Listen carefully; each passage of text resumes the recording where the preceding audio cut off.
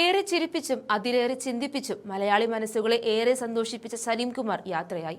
Communist ലേബലിൽ അറിയപ്പെടാൻ സാംസ്കാരിക പ്രവർത്തകരും സിനിമാക്കാരും ക്യൂ നിന്നപ്പോൾ അവിടെ നിന്നും തലയുയർത്തി താനൊരു കോൺഗ്രസുകാരനാണെന്ന് പറയാൻ ആർജവം കാണിച്ച വ്യക്തിയാണ് സലീം കുമാർ. കഴിഞ്ഞ കാലങ്ങളിൽ നിർണായകമായ പല തെരഞ്ഞെടുപ്പുകളിലും കോൺഗ്രസിന് വേണ്ടി സധൈര്യം ഇറങ്ങിയ സിനിമാ താരമായിരുന്നു സലീം കുമാർ. മുഖ്യമന്ത്രി VD സതീശന്റെ തെരഞ്ഞെടുപ്പ് കമ്മിറ്റി ഓഫീസ് ഉദ്ഘാടനം ചെയ്തത് സലീം കുമാറാണ്. ആദ്യമായിട്ടല്ല, മറിച്ച് പറവൂരിൽ കോൺഗ്രസ് സ്ഥാനാർത്ഥികളുടെ തെരഞ്ഞെടുപ്പ് പോരാട്ട വേദികളിൽ എന്നും സലീം കുമാർ തിളങ്ങി. അതിന് നൽകേണ്ടി വന്ന വില വലുതാണ്. LDF സർക്കാർ ഭരിച്ച 10 വർഷവും ഒരു ആദരം പോലും സലീമിനെ തേടിയെത്തിയില്ല.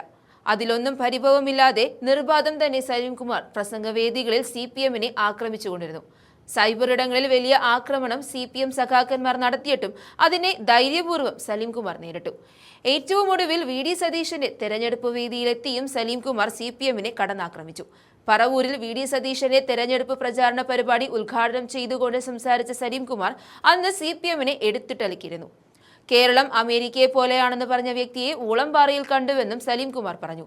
പിന്നാലെ മെസ്സി കേരളത്തിൽ എത്താതിരുന്നതിന് പിന്നിൽ തന്റെ ഗോൾഡൻ ബൂട്ട് സഖാക്കന്മാർ അടിച്ചു മാറ്റുമെന്ന പേടിയിലാണെന്നും സലീം കുമാർ കളിയാക്കി പറഞ്ഞിരുന്നു. തൊട്ടു പിന്നാലെ ഈ പ്രസംഗം കയറി വൈറലായി.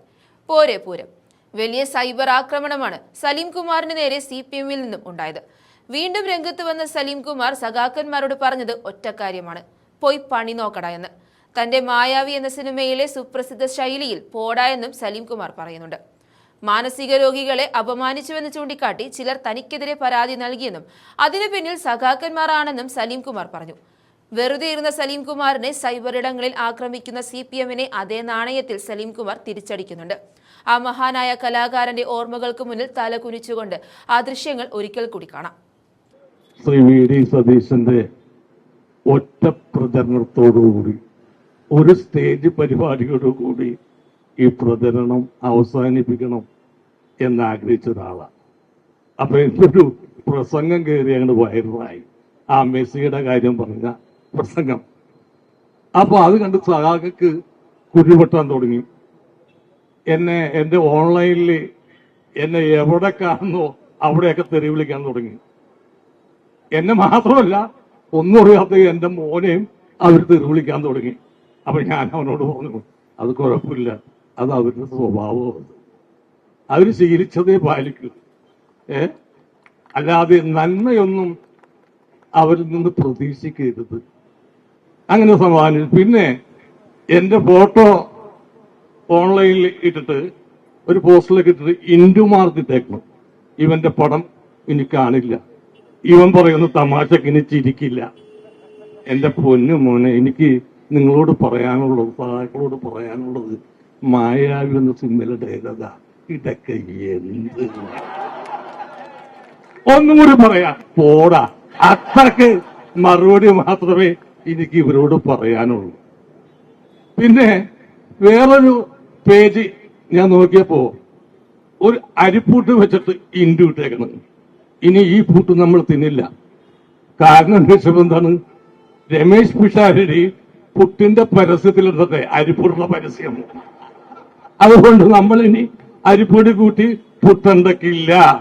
അത്രക്ക് ലോലന്മാരവരാ. അപ്പൊ അവര് വെറുതെ വിട്ടേക്കാം. പിന്നെ ഞാൻ രാത്രി ഒന്നും പറയില്ല. ഇപ്പൊ ഇന്നലെ എന്റെ പേരിൽ കേസ് എടുത്തേക്കാം. അപ്പൊ പല TV-ക്കാരും വന്നേക്കണത് അതെന്താന്ന് അപ്പൊ അവരോട് പറഞ്ഞേക്കാല. എനിക്ക് വേറെ അത് ഇന്നലെ എന്റെ പേരിൽ കേസ് എടുത്തിട്ടുണ്ട്. ഇവര് ഞാൻ തെരഞ്ഞെടുപ്പ് പ്രവർത്തകർ ഇങ്ങനെ മാനസിക വൈകല്യമുള്ളവരെ കളിയാക്കി എന്ന് പറഞ്ഞിട്ട്. ഞാൻ ആരെയും കളിയാക്കിയിട്ടില്ല. ഒരു വ്യക്തിയെയോ ഒരു സ്ഥാപനത്തെയോ ഒന്നും കളിയാക്കിയിട്ടില്ല. കാരണം ഊളംപാറ എന്നൊരു ആശുപത്രി ഇല്ല. പിന്നെ 2 വ്യക്തികളെ കുറിച്ച് പറഞ്ഞിട്ടുണ്ട്. ആ വ്യക്തികളും ഇല്ല.